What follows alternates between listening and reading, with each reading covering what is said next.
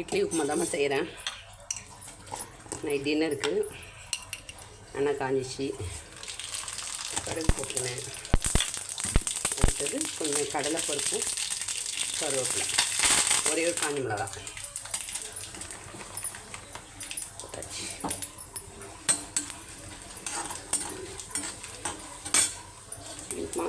சுட சுட சாப்பிட ரொம்ப டேஸ்டியாக இருக்குமா. இட்லி இருந்தது, ஒரு 6-7 இட்லி இருந்தது.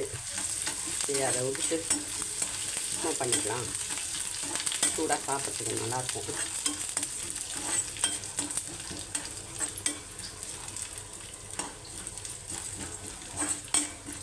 இட்லி நல்லா உடுத்து வச்சுருக்கோமா, நல்லா ரவை மாதிரி.